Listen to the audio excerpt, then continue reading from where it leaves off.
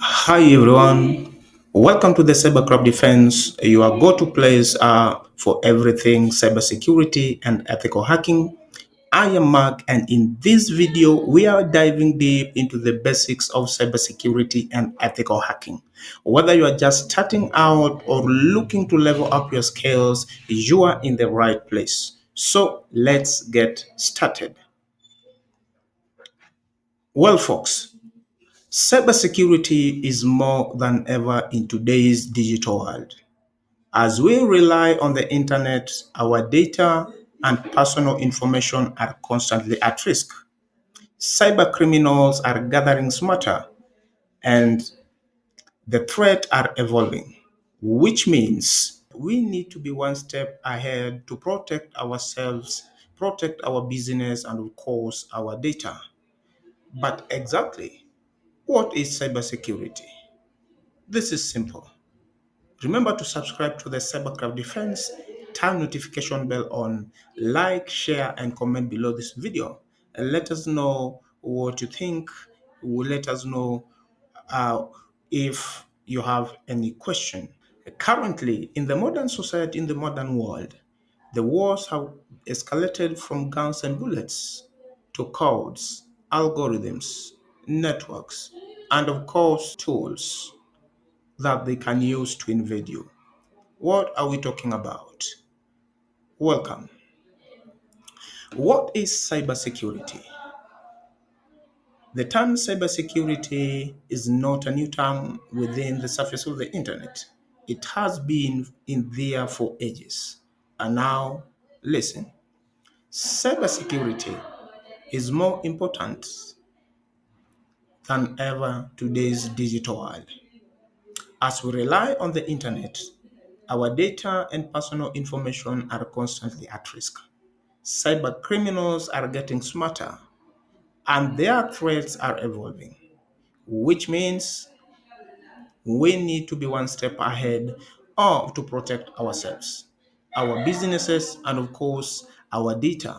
But what exactly is cybersecurity? It is the practice of protecting systems, protecting networks, protecting programs, applications from digital attack or from malicious attack. Are we together? Whose intention or aim is to steal, to alter, to destroy information. From firewalls to encryption, cybersecurity involves many layers of defense, ensuring that the data we trust remains safe. In this channel, as we are diving deep to the world of cybersecurity and the cyber defense, our main focus literally remains on enhancing security and also crafting measures, policies, and what are some of the critical designs that are real as far as network protection, system protection, data protection, and online and digital protection is concerned. So keep it with me as we dive deep into this course. Another thing that I wanted to introduce you to, it is a term that most people have heard but doesn't understand where to get started from. This is called ethical hacking. Ethical hacking is also known as penetration testing. Why should we talk about ethical hacking? And why should you care about ethical hacking? That's a great question. If that's your question, then this is your answer.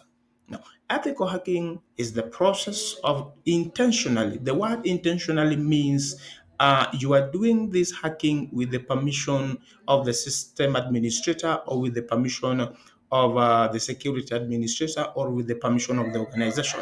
And this is done literally for the purpose of testing their system to identify whether there are some security loopholes, where there are some outdated softwares, or where some of the weaknesses that can be used to exploit these systems. Now, it is done for the good cause. It is done for the good measure. And the good measure here is that they identify what are some of the problems that an organization might be having within their system. And now they heighten the defense mechanisms before hackers or attackers invade the systems through such kind of weaknesses or vulnerabilities. Unlike the black hat hackers, the black hat hackers have malicious intention, All right, their malicious intention. But in the case of ethical hacking, and of course, in this channel, we're talking about ethical hacking. It is for the good morals and for the good cause. Now, we are saying that unlike the black hat hackers, who have malicious, intent to access systems, ethical hackers use the same tools and techniques to find security flaws, but they do it with a permission. Understand the word permission. And this helps organizations to strengthen their defense. We are saying that ethical hackers in this particular case are when we are talking about, we introduce a term called the red teaming. The red teaming operations involve about identify attacking systems, networks, or even uh, platforms to identify, or organizations to identify some of the vulnerabilities. Now, once they have identified the vulnerabilities, now they'll have to write a report to the organization. Then the organization will now be upon them to heighten or to implement the security measures or defense mechanism to ensure that their systems are safe. So we are saying that white hat attacking is done with the permission of the organization, and this is for the purpose of helping them to strengthen their defense. Remember, you can never strengthen your defense when you don't know who is your attacker. That is what you need to know. In fact, ethical hackers are in high demand within the world. As the world becomes more digitalized, there is the need for these ethical hackers or penetration testers to test systems or to attack systems to help companies, multinational institutions to identify security flaws. Having said that, the learning these skills is very important and it will lead you to an exciting career in the cybersecurity world. Well, I would want to introduce you to a few things that you need to know. That when you talk about, ethical hacking, or when you talk about security defense, or we talk about online defense, or we talk about defense, it means we are talking about protection. And this involves, there are some comprehensive mechanisms or approaches that are used uh, for the purpose of security covering and also to identify vulnerabilities. There is something called the real time. This real time is mean continuous monitoring to instantly neutralize the threats that have been detected or have been identified. There is also secure data. Secure data, we ensure the safety of sensitive data by implementing or adopting a robust encryption method. Are we together? And finally, is the advance. Issues of advance, it means there is mastery levels or advanced levels of protection against cyber attacks with the use of cutting edge detection. So all these are important. And in this particular video, we will dive deep to understand each of these factors that I have just mentioned. If you find this video helpful and this is what you've been looking for, remember to subscribe to the Cybercraft Defense, turn notification bell on, like, share, comment below this video. Let us know what you've learned. And now, if you have any question, let's interact. I will answer each and every question that you will post. So, folks, let's now proceed. The next topic that we're going to understand is some of the basic concepts in cybersecurity, the basic cybersecurity concepts. Number one is the firewalls. When I talk about firewalls, I just remember the police. The police is a security system or a security institution that ensures they keep law and order among other functionality. That is the same way as firewalls. I call them the police. The police ensures that when you're going to scan networks without permission, then they won't allow you in unless it is approved by the bosses, security system, security analysts, security administrators, cyber security engineers, and so on and so forth. Now, when we talk about firewalls, we are talking about on the fundamental concepts, which is the backbone of cybersecurity. Now, first up, firewalls, these are like digital gates that monitor and control the incoming and outgoing network traffic. Are we together? And this is based on a predetermined security rules. Okay, and they keep unwanted traffic from entering your network. Now you know firewalls. Again, we are going to dive deep into firewalls and understand really what is more about firewalls. And since most focus is on the defense mechanisms of cybersecurity, we will learn our firewalls in details. Number two is called the encryption. Encryption is all about the process of converting data into a code, all right, to prevent unauthorized access. How beautiful is that? It is used for everything from securing emails to online transactions. That is why encryption is very, very important. And finally, multi factor authentication, the MFA. The MFA is a very crucial concept. And this is an extra layer of security that will be required, not just the password. For example, when you are accessing your Gmail address or any other, account login, there might be this option of multi-factor authentication. This is another extra of security that you need to add, maybe to your personal information. And we are saying that you might have seen it when a website sends you a code on your phone and in addition asking you for password. This makes it harder for hackers to break it. Are we together now? One thing now you should need to know and to craft into your mind that's an unethical hacker. There is a few things, a few mechanisms that you need to embrace or you need to focus on as far as ethical hacking is concerned, as far as online availability is concerned. And of course, we are saying that anyone over the surface of the internet is no safe. Everyone is at risk, including me, including you. You are not safe. And any device that has not been connected to the internet is considered safe, but it is safe and useless. Once it is connected to the internet, it is not safe. For it can be found anytime when there is need be. But maybe you can be anonymous in one way or the other. But when you cross fingers, for example, for those in the United States, the NSA will just get you because they have the systems and they have everything that they require. They have the legal sanctions that no one can question. And that's for sure you will understand. Even your country where you are, when you cross fingers with the government has everything that it takes to get you. So some things don't just do it. Do ethical hacking ethically. Do hacking ethically to avoid crossing fingers with the intelligence authorities from your home country. Having said so, folks, let's now proceed. This is a very interesting part. What are some? There are some critical components that we must focus on for us to have a robust cybersecurity strategy. Are we together? The critical components of robust cybersecurity strategy, and we are saying that these are elements that contribute to a secure infrastructure. All right, for your organization to remain secure, for your network or your servers to remain secure, or for your systems to remain secure, then there are a few things that you need to understand. Number one is the threat detection.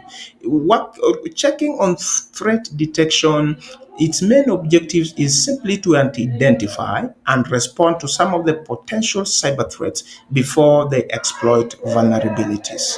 In other words, we are saying that in this particular, component is that you must ensure you identify some of the risks, some of the, weaknesses within your system before they are exploited.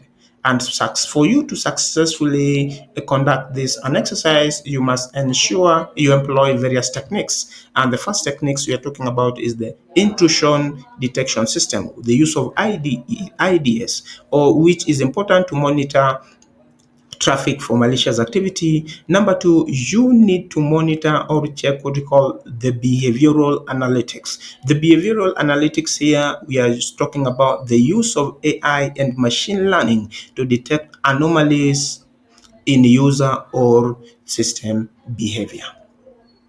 Now, Number two is firewall defense. We have talked about firewalls. These are the police. Now, let me break it a little bit for you. When we talk about firewalls defense, it means that the main objective of having firewalls running or up within systems is to ensure that they block unauthorized access while permitting only the legitimate traffic. Are we together? For example, if you are scanning networks, for example, using a tool such as Nmap, networks that you don't have permission to, then when the firewalls are well configured, they will not allow you in. It will need you to employ, Nmap scanning with other flags together for you to be able to bypass firewalls. That is something that we will learn in the coming time. And again, we are saying that, and when you talk about firewalls, we are talking about there is some techniques in this particular case includes packet filtering. We can use Wireshark for packet filtering, and this one will help us to analyze the incoming and the outgoing, the incoming and the outgoing packets for compliance with the rules. Okay.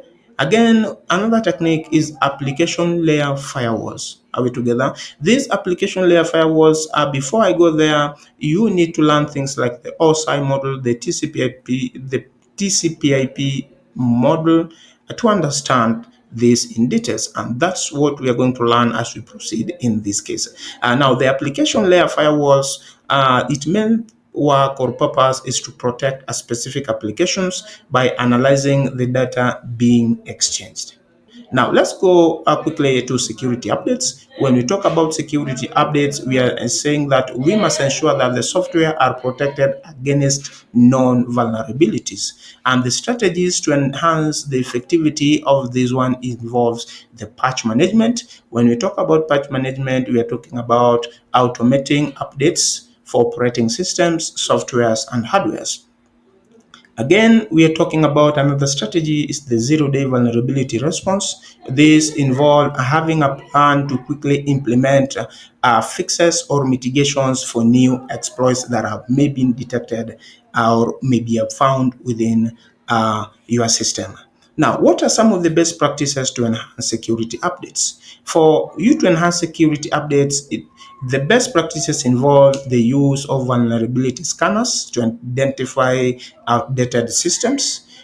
You need to schedule regular updates to minimize downtime while maintaining security. And lastly, monitor advisories from vendors and cybersecurity organizations. These components are very important and critical. And as we focus on ethical hacking, both attacking and in the defense age of this course, we will focus deeply on those components that I've mentioned. So keep it right with me as we will dive deep into it. Now, I'm coming to the end of this video, and we're saying that you need to learn this skill to protect yourself and to stay safe online. Remember, if you're not safe, your data is not safe, your organization is not safe, and therefore a world is not a safer place for you. You need to learn ethical hacking, penetration testing, and develop craft. What are some of the defensive mechanisms that I need to know to stay safe? Well, come back. So there you have it. It is just a quick overview now of why cybersecurity matters, what ethical hacking is, and essential cybersecurity concepts that everyone should know. We are just scratching at the surface, but don't worry, we will dive deep into these topics in the future videos. Make sure you subscribe to the Cybercraft Defense so that you don't miss out on the upcoming tutorials, tips, and real-world examples to help you level up your cybersecurity game. If you find this video helpful, give it a thumbs up and feel free to drop any question or suggestion in the comments below. I'd love to hear from you next.